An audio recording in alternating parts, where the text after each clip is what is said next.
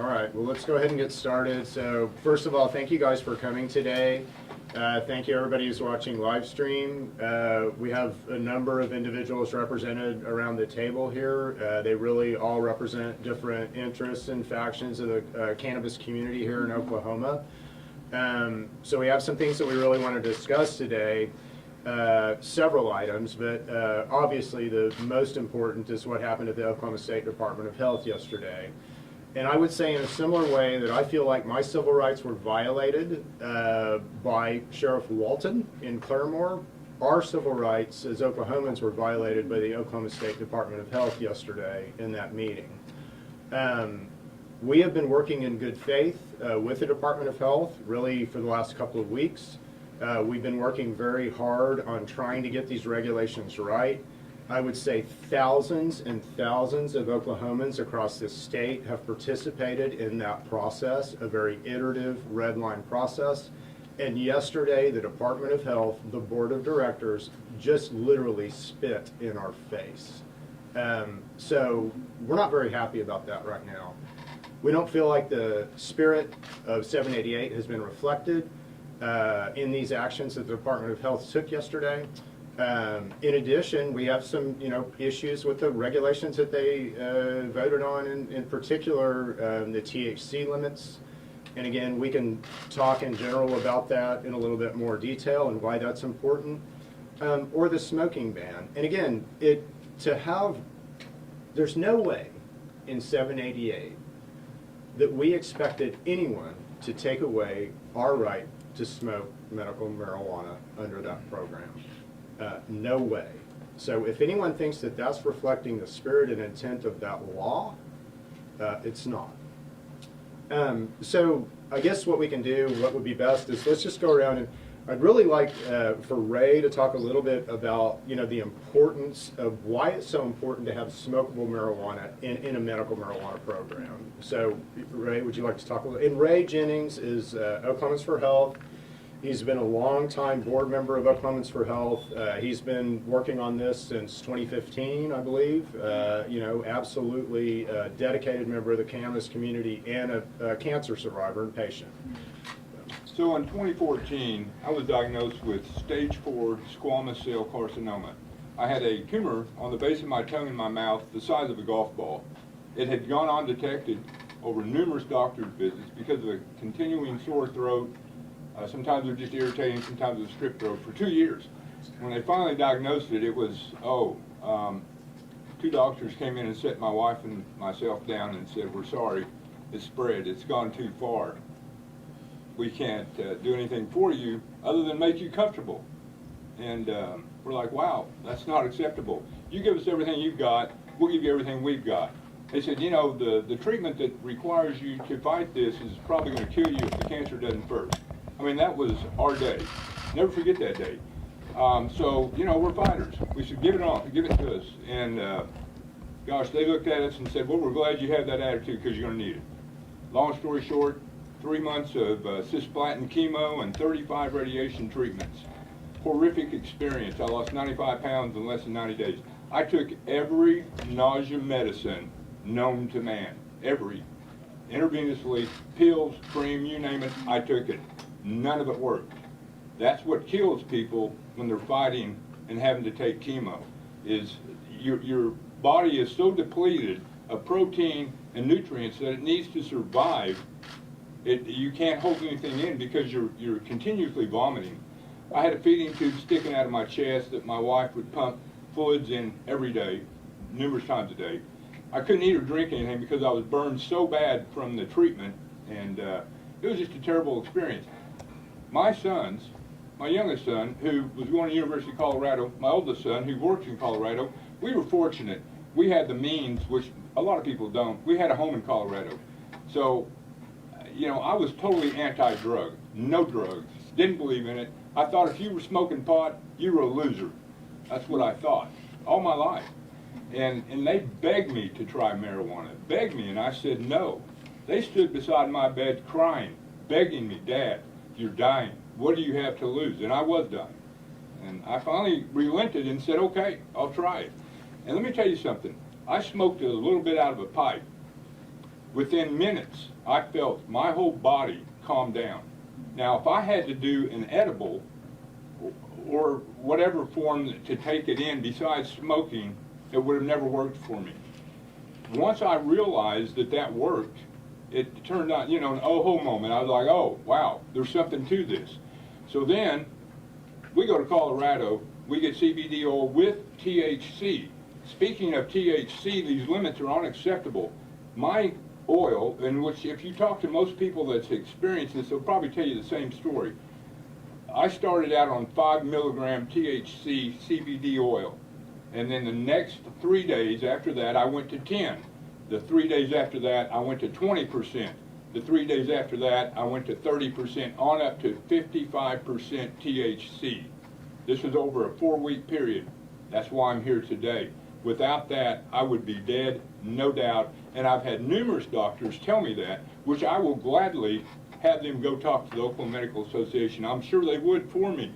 So this nonsense about not being able to smoke, I understand. For me to smoke, it was like, what? You want me to smoke something? Are you crazy? I'm dying of cancer. No way I'm going to smoke. But let me tell you something. If I didn't smoke, I would not be here today. So smoking, to take that out, is a non-starter. No way can we afford to do that. And we cannot limit the THC count or percentage in this product. Yeah, the point of this is that there's certain things I think that we deemed, you know, as Oklahomans for Health and as the sort of combined cannabis community is livable, right, that the Oklahoma State Department of Health was rolling out. And it literally just crossed the line yesterday. I mean, it's just too much. It's, you know, the program that was rolled out yesterday does not resemble 788. You know, it's an interesting medical marijuana program, and it's something that we can begin to develop business infrastructure under, I think, which is important. So it is valuable in some way. But it's not 788, and it's not what we put forth, and it's not what the people of Oklahoma voted for. So we need to get that right. And if that takes doing it legally, then we'll do it legally. And we certainly are looking at legal options. And if you look at what happened in that meeting yesterday, you had board members, first of all, something that's out for public comment, all right? And everybody understands that, right? So it's out for public comment. Then you had that public comment close, so we could no longer comment on anything that they were doing. And then you had board members introduce at a board meeting major changes to regulation. Now, why do we have open records laws? Why do we have open meeting laws? Is it not to protect from that very same thing? Is it not to protect from screwing you over at the board meeting at the last minute? And that's exactly what happened to us. Exactly what happened to us. And if the Oklahoma State Department of Health, or, you know, their board, whoever's behind this, thinks that we're going to take this, that is wrong thinking. So, what are we going to do about it? Well, we certainly will pursue our legal options here. And again, we believe that they violated several things, you know, open meetings, you know, practices and things like that. Clearly, you had board members go against the advice of their general counsel. Their general counsel was in that physical board meeting telling them not to basically vote positively on these changes, and they did it anyway. So where's that coming from? You know, who's behind that? You think these guys just showed up and decided that they'd introduce this stuff yesterday? I don't think so. So we're going to get to the bottom of this, too. But anyway, Norma, would you like to say anything? Hi, my name is Norma Sapp. I've been fighting this cannabis war for 29 years. I would like everybody to know that we, the people in Cleveland County, where I'm from, in Norman proper, voted 99% yes. That is a dictate. And for them to rip this out from under us, like they did yesterday in the health department, we did not ask for that. We asked for, in the document 788, we said reasonable regulations. Those are not reasonable. And we, the people, spoke June 26th. We didn't ask them for permission. We told them what we are going to do. We now want to implement that. We are not their subjects. They are not our overlords. And that's really all I wanted to say. 507,000 of us, over 507,000 of us, who've been working on this for years. You know, this was a great thing we did for Oklahoma and for democracy.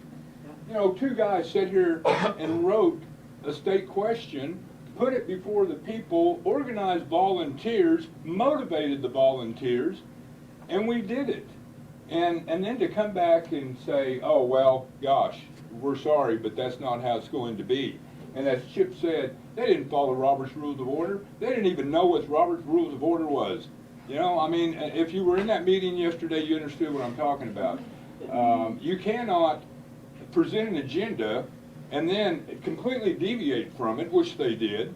They didn't have any public comment on the issues they were going to put forward yesterday. It was a total surprise, just because the OMA stood up yesterday and said, this is terrible, we can't be for this, which, by the way, were some of the largest contributors on the no side. Conflict of interest? I think so. Where does your care for medical versus your own personal agenda cross the line? You know, ethics would be a good thing they need to look up the definition on. You know, I'm very passionate about this. I need this. But the bottom line, there's thousands of people out there that need this as well. Yeah. Chance, you want to? Yeah, thank you for that. I think it's important to communicate that Oklahoma Cannabis Trade Association, in conjunction with Oklahomans for Health and various other activist groups, owe it to the people, the 507,000 people that showed up to vote yes on State Question 788. They knew what they were voting for, so no disrespect to anybody that claims they didn't. That's not the case. You do not outweigh the will of the people, especially in those amounts of numbers. So I think going forward, that needs to be, you know, in the back of everybody's minds, whether you're making these regulations, you voted on these regulations. The rule of law in our nation is democracy, and the democracy is not being upheld right now. Yeah, and just to add to that a little bit, 43,000 people voted for 788 that did not vote for a governor's candidate, that did not vote for any other political candidate. Now, the pundits will tell you that those people will never vote again. I'll tell you that they're wrong. Yeah. And you don't think we're going to target races in November? Ask Senator Yen what we can do when we want to do something. Absolutely. So we'll top down this, and don't think we won't. Chris, you want to say anything? Sure, yeah, I'd like to say, as he just implied there, this starts at the top. We have to go after the governor's chair. Whoever wants to be the next governor needs to come to us and work this out, because unfortunately they showed us yesterday that it doesn't matter what we want, and as long as the people at the top think that they can get away with this, then they're going to. So we get the governor's spot with the right person, with somebody who actually believes that medical cannabis is real, not this draconian thing they came out with yesterday. And then the people of Oklahoma can start to live. Because right now people are dying because of the decisions they made yesterday. And the longer they hold their ground, the longer they hold this up, the more people die. So everybody that dies that could be treated with cannabis from now until we get this moving is on their heads. It is literally on their heads because they're really dying. It's not a figure of speech. So, I mean, that's it. It starts at the top. We have to go after the governor's seat. And again, you know, if we delay this unduly, we put in the law a quick ticker. We did that for a reason, because we do have patients suffering, and we understood that other states have jacked around and taken their time in implementing these things. That's why we put the ticker in. We will throw the absolute book at the state of Oklahoma, at the Oklahoma State Department of Health, the Oklahoma legislature. We will absolutely throw the book at them with class action lawsuits on behalf of patients. We won't be railroaded. We just won the day with a state question. We simply want our state question implemented and properly regulated. And if that's too much to ask, well, gee, I mean, do we really live in America anymore? So we need to get this right. Scott, do you want to say anything? Hello, everybody. Let's make this nice and simple. I'm an Indian, and we've been smoking for a long time with our prayers. So taking away smoking is just, yeah, that's ludicrous.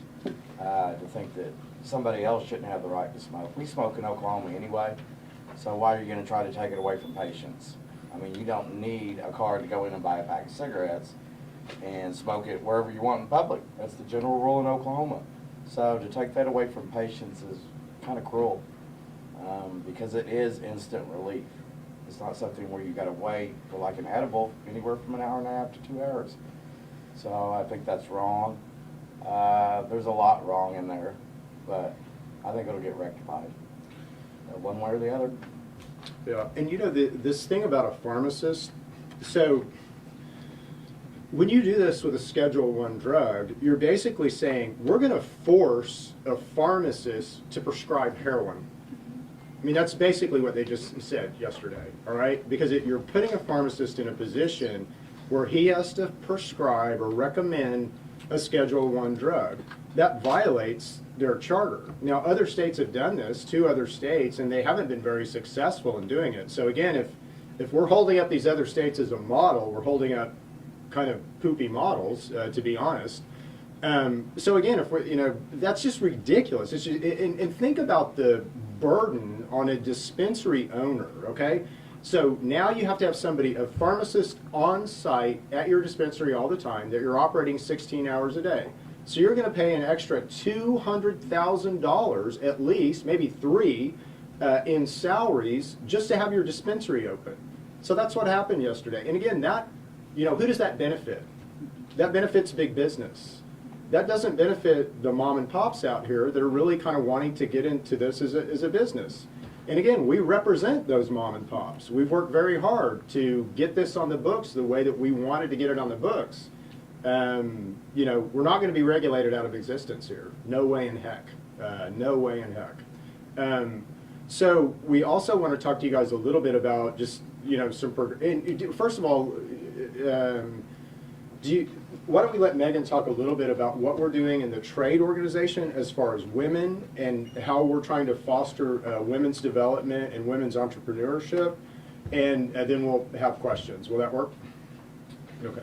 All right. Hi, everyone. Megan Dedman. I own Wild Woman Wellness in Yukon, Oklahoma, and I'm here to represent the newly formed OK Women's Can Association. Women make up over half of this industry, and we all want an equal opportunity to get involved. So we formed this organization to kind of help bridge the gap between patient and provider, between entrepreneurs and lenders. So we hope to really encourage women to get involved in this industry, to join the fight, to speak up. There's a place for everyone, and we truly believe as an organization that when we encourage and support one another, everyone succeeds. So I think Oklahoma has some of the best people, and we want everyone to rally together and fight. So join our movement, no matter who you are. We need everyone to join in on this. Cool, thank you.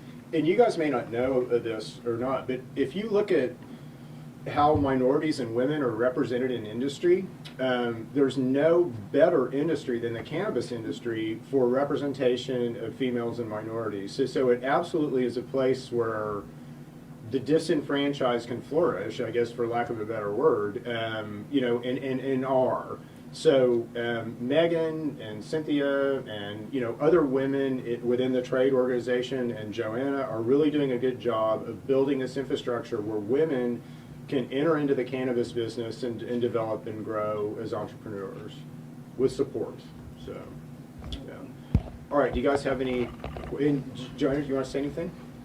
I think you hit the nail on the head. I think that the industry does provide a lot of equal footing in a way that is unprecedented. And I think some of the decisions made yesterday and some of the left field stuff that happened is going to definitely, it served itself up for litigation, and that's very concerning, obviously, to people who hoped that 788 was a door opener and not a door closer like this was yesterday. So It's very interesting to see how the final stages of the rulemaking will be navigated, from our perspective, for sure. Yeah, thank you. And one thing that, you know, a lot of people have, I've been getting a lot of calls, obviously, and I'm sure we all have, but, you know, one of the things that's being expressed here is, well, they're trying to, you know, bait you guys into a special session. Well, okay, you know, if that's what it takes, and we don't want to go that route, again, we just passed a law. We don't need lawmakers to mess with our law. We just need proper regulation. But we're not scared of anything. So if we need to do that, we need to do that, and we'll do Yeah, I that. certainly look forward to the political battle because, again, more people voted for this than voted for the last governor. So it's real simple. We get to pick the next governor, and here we come. We're going to do it. We are going to pick the next governor. And yesterday reaffirmed our need to do that. And we'll target legislative races. Don't think we won't. And we'll target Senate races. And don't think we won't be successful. We already have been. So. Out of the 507,000, if we just took the 43,000 that Chip mentioned earlier that didn't vote for anything else, they were so motivated, they got out not on this is a midterm. It wasn't even a midterm. It was a primary. Those people are motivated. I wonder how many politicians would like to know that Chip Paul and Oklahomans for Health can say, I can get you 43,000 votes. Forget the 100 or 507,000, just 43. I guarantee you we'll get a lot more than that. People are very upset. People are, the whole range of emotions. They're depressed. They're mad. They're angry. They're bewildered from the standpoint that they were talking about getting into a small mom and pop business. And now because of these silly regulations, which have nothing to do with our health and well-being, it all has to do with their, their bias toward this God-given plant that it cannot be denied that helps everybody that takes it. Bottom line, they have no science to prove that it's a gateway drug. They have no science to prove that it's highly addictive. No one's ever died from cannabis, zero. Cannabis flushes through your body 100%, unlike alcohol, which has 114 things that it does to your body negative. Some are short-term, some are long-term. And smoking cigarettes. Where is the health department on all these issues? How come they don't stand up and say, no more liquor, no more cigarettes? If you really care, come on, don't be a hypocrite. Jump out there and do the right thing. Get out of my way, let me have the medicine I need that's been around for over 3,000 years. Yeah, and it just, you can put, I would say, and I'll just, for what it's worth, anytime something happens in marijuana in Oklahoma, all of our phones ring. I would say I certainly had more angst expressed to me yesterday than I have ever heard by 10. So I don't know what you guys experienced, but We had a phenomenal amount of calls coming in to Wild Woman Wellness asking, where can we sign these petitions? Yeah. So I was at Green the Vote yesterday as far as the new petitions go, and it was the busiest. They were overrun with people wanting new petitions, wanting to know where to sign. I got to tell you, they just handed all the signatures needed to get those things on the ballot with what they did yesterday. They really did it. yeah. So do you guys have any questions for Yeah, us? Ray, when you were taking medical marijuana for the first time, were you not able to swallow an edible or a Absolutely pill? not. Could not eat or swallow. Couldn't drink. My mouth was, and to this day, I suffer profoundly and will for the rest of my life from the effects of chemo and radiation. This right here is called chemoflap. What a nice word, chemoflap. I walk around with chemoflap on my neck. This growth is as big on the inside as it is on the outside. I've had to have part of my tongue cut so I don't enunciate as well as I used to. I can't swallow like I should. I get food lodged in my throat. That can be very serious at times. Hearing, half of my hearing is gone. Eyesight. I have no taste buds. It's not necessarily a bad thing, but I would like to taste something every once in a while. And the biggest thing is I don't have saliva glands. No saliva. So your teeth rot right in your mouth. So I spent thousands of dollars trying to save my teeth. If I would have known that I had an option legally to try cannabis oil before I went through cisplatin chemo, look at it, or 35 radiation treatments that burnt me right here so bad, I still have scars on my body from where I was burnt so bad. And the pain and suffering that everybody around you goes through, and forget the fact you're dying, it's all the pain and suffering you're going through at that moment. It's horrific. If those people that sat in that board and passed judgment on us yesterday had to experience that, I believe they would have a different opinion today. So none of the remedies that were approved, aside from you growing it at home, none of the other remedies would have worked for you? No. Not even the lotion? You couldn't rub the lotion on your face or the topical stuff? So that's a good question. Now, let's look at that. How much of THC percent can I have in that lotion? 12% on concentrates? That's what I read.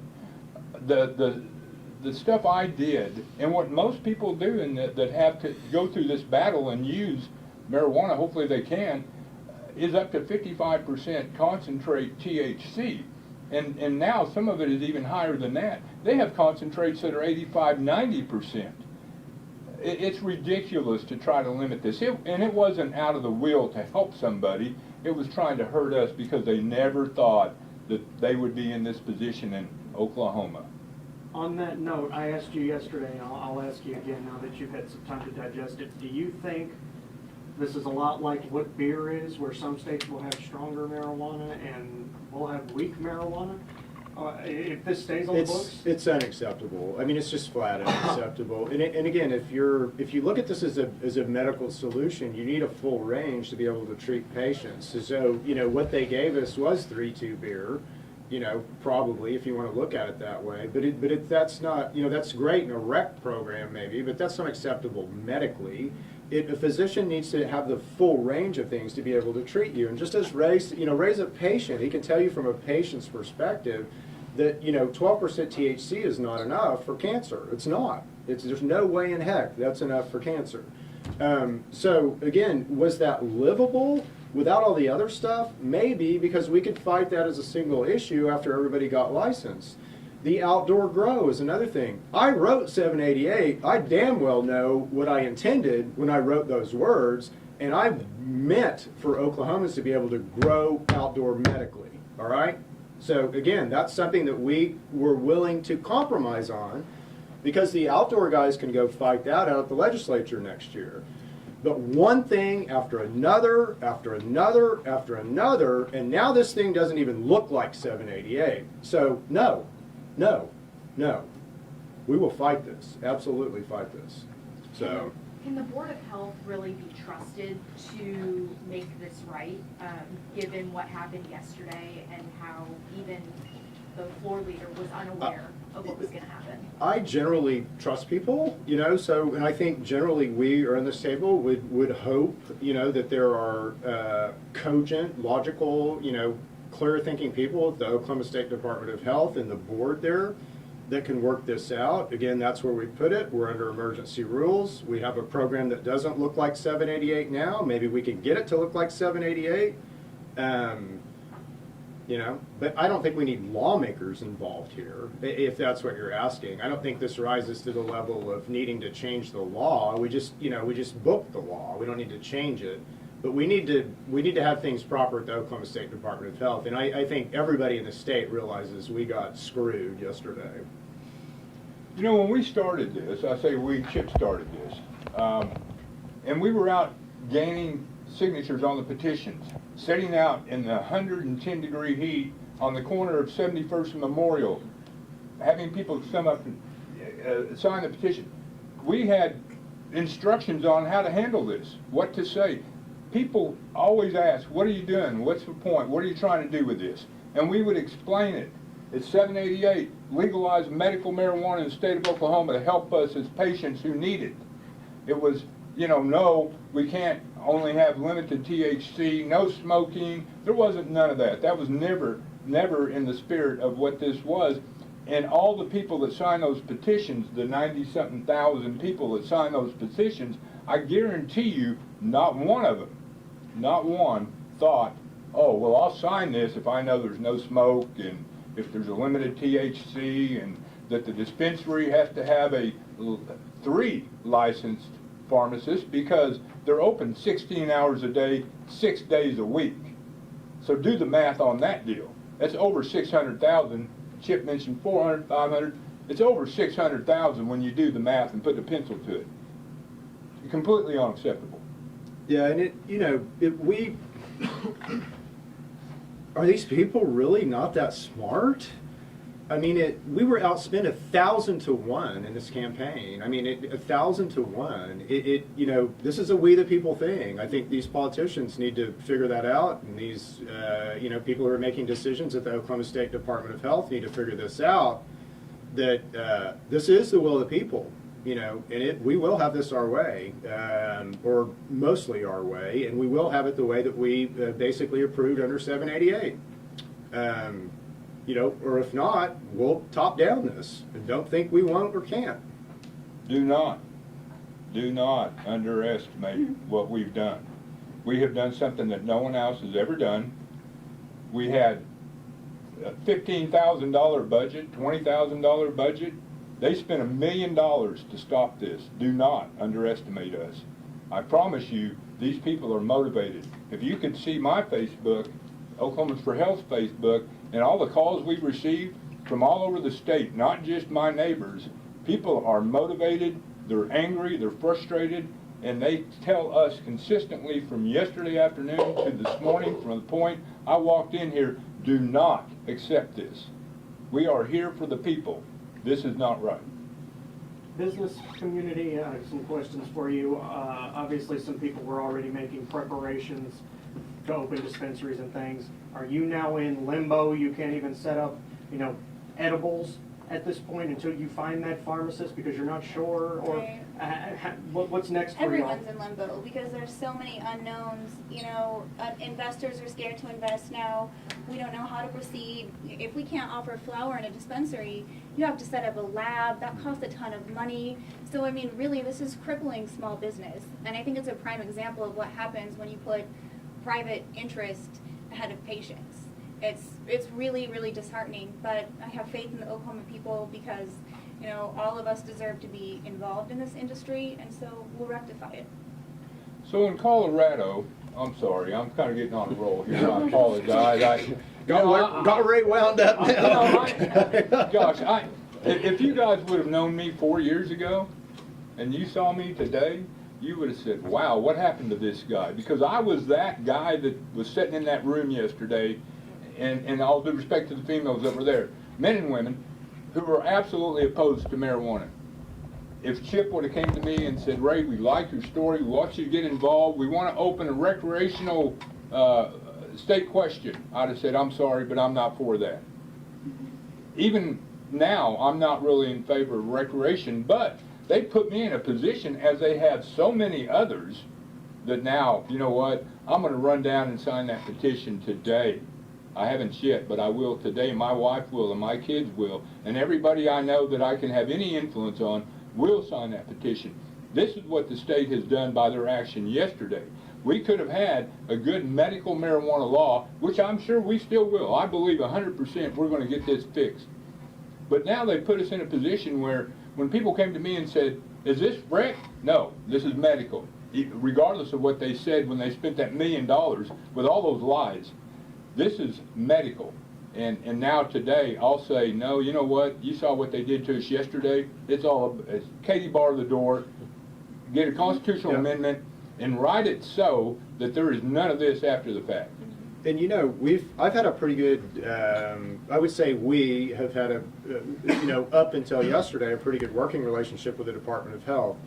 It's very interesting to see how their general counsel reacted in that meeting, and certainly they voted in, those two clauses, the pharmacists and the no smoking, against the advice of their general counsel, who was objecting in that meeting.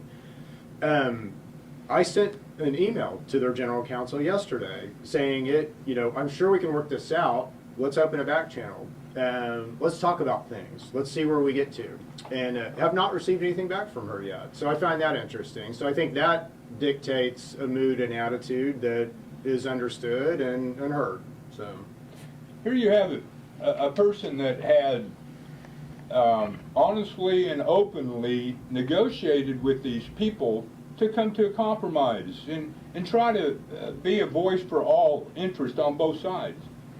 Chip put himself out there. Oklahomans for Health, as a board, we put ourselves out there, and they slammed the door in our face yesterday, and it's really, really unacceptable. It, you know, to try to deal with somebody honestly and fairly, and then have them say all along, yes, yes, yes, and then all of a sudden you get an email with the new state regulations that are nothing like you discussed.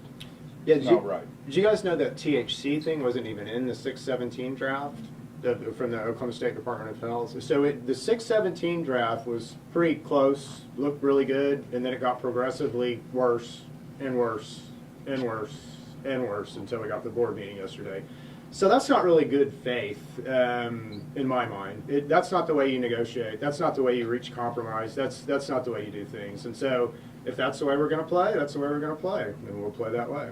I'd like to point out that in yesterday's meeting, they made references several times to internal notes they were keeping about other things they wanted regulated that they couldn't legally attack, that they were going to go to the legislator with. And they agreed, they all had a backdoor to the legislator with their internal notes as to what else they want to go after. So as crazy as yesterday was, that particular group isn't done. They wanted more, but they knew they couldn't. You know, it's really interesting to get calls from employees at the Department of Health that talk about interesting things that have been happening there over the last couple of months, and you know, big wigs that have been over there that you don't normally see, and you know, just interesting things, documents being changed and dates being changed, and it's always interesting to get that kind of information. And certainly if any Oklahoma State Department of Health employees want to volunteer that information, we would love to have that. Are you partnering with the ACLU? They mentioned they're looking legally. Not yet, but we're definitely communicating with them, absolutely. There is a fear, and I saw on y'all's Facebook page yesterday, that if you proceed legally, the edibles, the topicals, the pills, all of that, there will be an injunction in place and nobody will get any kind of help whatsoever. Or is that... So that's absolutely what we're trying to avoid, right? So we want to get this rolled out. We put a quick ticker in this to get it rolled out. So we're trying to avoid anything that would jeopardize getting any medicine in patients' hands. So something is better than nothing. But again, what we're wanting to communicate is we will not tolerate this in what has happened under 788. It's not 788. So we have emergency rules for a medical marijuana program. Wonderful. That'll give patients some relief, but it ain't 788. That's not what we're regulating. This is something else, right? That's not what we wrote in 788. So we need to get this right. But thank God we at least have some emergency rules that we can operate under, begin to put a little bit of business infrastructure into, you know, begin to understand what it's going to be like here in Oklahoma. But it's not tolerable at all to us, is what we're saying right now. So We had an opportunity, or they have an opportunity, to take what's already proven. There's multiple states out there that have medical and recreation marijuana. Colorado being the closest. I'm familiar with Colorado. They could have taken the best of Colorado and put it in, that's already been gone through all the growing pains. They've worked out all the kinks. Put it in Oklahoma, it'd been just fine. You know, in Colorado, you don't have to have a pharmacist. That's ridiculous. Do you realize the expense that's going to create for the pharmacy owner, the dispensary owner, that's going to come back on me as a patient? yeah, exactly. In Colorado, I can go get a bag of edibles that say have 10 in them, and they're 500 milligram of THC. So each one has 50 milligrams. Cost me 25, maybe 30 bucks. There's no way in Oklahoma, after I have to pay $600,000 for a pharmacist and all the other additional regulations they put on us that are not needed, there's no way I can buy that same bag of medicine for 30 bucks. That's going to be, there's no telling how much, 60, it could be $100. So the people that need it, and people that are generally suffering, going through all these horrendous diseases, typically don't have a job because they can't work. So therefore, I have the difficulty of trying to come up with the money to pay for it, and now we've just doubled or tripled the cost of it over what everybody else in the country is doing. Yeah, while this is medicine, we have to keep in mind, insurance doesn't pay for this. That's right. So how the business model is set up determines who can afford this. And this is medicine of the people. And this is medicine the people need. And if you price it where only a few get it, you've closed the door. And everything they did yesterday shuts the door in an additional way. I understand it. Maybe there's some way we can roll out some business there of some kind, as Chip said, some medical bill, but it has absolutely nothing to do with 788, and it is completely unacceptable. And I know 500,000 people that aren't going to take it. Colorado did $1.1 billion in legal marijuana sales. That's a fact. It's not opinion. They gained $280 million in taxes. That's a fact. 280 million, 1.1 billion. Colorado's what, 2 or 3 times the size of Oklahoma in population. So let's just assume we did a third of that. That's a lot of tax revenue for the state. Even though that's not our motives, that's just a good thing that goes along with this. And then when you look at the jobs that this industry creates, they don't pay $8 an hour. They pay $13, $14, $15 an hour starting out. Dispensary managers make $60,000 to $75,000 a year. A good grower that can manage a grow house, $125,000 a year. This is not a low-paying, fast chain restaurant that you make $8 an hour, hopefully. This is a good industry. Most of the people are educated. Most of the people have degrees that work in this field. They have families. This is not about an illicit drug. This is about medicine that helps save lives every day. On the Colorado note, let's do a little hypothetical here. Let's say nobody can afford the Oklahoma stuff for the reasons you've mentioned. Do you envision people going to Colorado, and if they get pulled over, say, I got this here. It's legal here for me to have this, so. Yeah, I mean, it's just money leaving, essentially. Yes, absolutely. I mean, again, you create a situation where if you have a product here that is 3 times as expensive as it is in Colorado, that you're going to create a situation where you have people going to probably Colorado and getting it, and then driving with it, which is unacceptable. You also, and again, everything that they did yesterday creates more black market. More black market, okay? So we think we're trying to fix things here. That is not the case. We absolutely, what they did yesterday creates more potential and opportunity for black market. Yeah, I would like to say on that instance, I don't know if everybody's aware of this, but currently you can buy medical grade cannabis in Oklahoma for cheaper than you can in a dispensary in a legal state. Because right now they're dumping all their illegal product in Oklahoma while we wrestle over this. And it's going to continue to be that way. Because people are going to find some way, some are anyway, to try and save themselves no matter what the state does. And that is going to feed the black market. We all want to crush the black market. We don't want that in Oklahoma. That's not what this is about. But the more restrictions you put on it, the more that flourishes. And right now it's cheaper here than anywhere else in the country. And number 1 state for incarceration, number 1. Yeah. By far. That's a really good goal to have. We're number 1. This goes back to, you know, how are we going to stop this from, speaking from a health department and a law enforcement opinion, how are we going to stop this? Because it's going to take a lot of revenue away from us.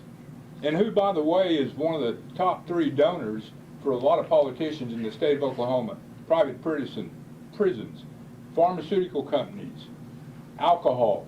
Those people are all competing to get out of the same pot, and they don't, pun intended, they don't want us to have access to this for that reason alone. Yeah. You guys all still believe we live in a republic, don't you? Well, I don't think that happened yesterday. So, and again, we do live in a republic, and the people speak, and when the people speak, that needs to be respected. So, and that didn't happen yesterday. You have any kind of a timeline as to what's going to trigger your all's actions, or So we're talking to legal right now.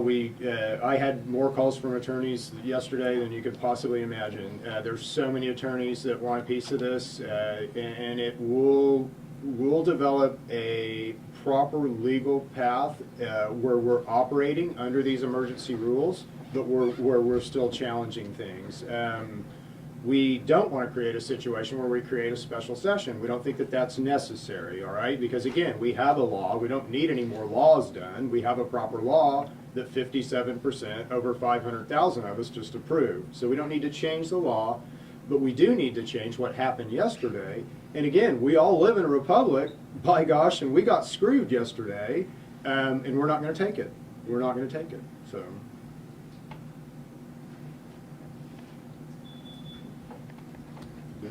Anything else? All right, thank you guys. Thank you so much. And again, you guys are, you protect we the people, and I'm very glad that you're here today. And I just thank you very much for being here. So Thank you all. yeah.